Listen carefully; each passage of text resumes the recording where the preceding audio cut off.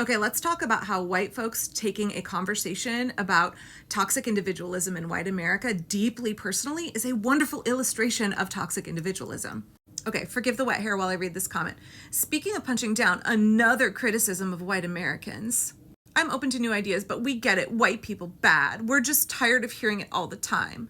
I mean, I get it. As a fellow white American who's been talking about how toxic individualism originates in white settler colonialism and is a pervasive issue in white culture because of our history of colonialism, because of our policies of manifest destiny and the Homestead Act, I get that it can touch a nerve with other white folks.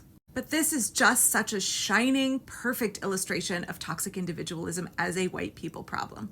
When we talk about our history and our policies and systemic cultural issues that have a negative impact on everyone in our communities and our own individual lives, and we choose to take critiques of those harmful systemic issues personally, we are exemplifying toxic individualism.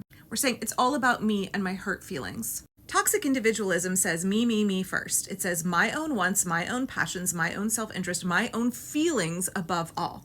Fuck discussing hard subjects. Fuck the way that my self-interest may have a negative impact on the community. My wants and my feelings reign supreme. And so it makes complete sense if you are deeply indoctrinated with toxic individualism and everything is all about you and centering yourself in the conversation, that when we talk about systemic issues, you would take them personally when you don't need to. Discussing governmental policy and social norms is not a personal attack on you, the individual. So you don't need to get butthurt about it.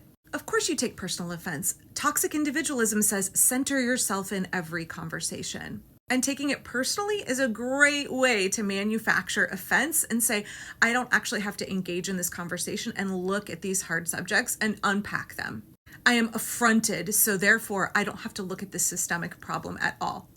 I could say next and absolve myself of having to do the labor, the work of digging through this issue and fixing the problem. So thanks so much for this comment. It is a wonderful illustration to the rest of us of how toxic individualism is a white people problem in America and the impact of toxic individualism in the way that we perceive every interaction.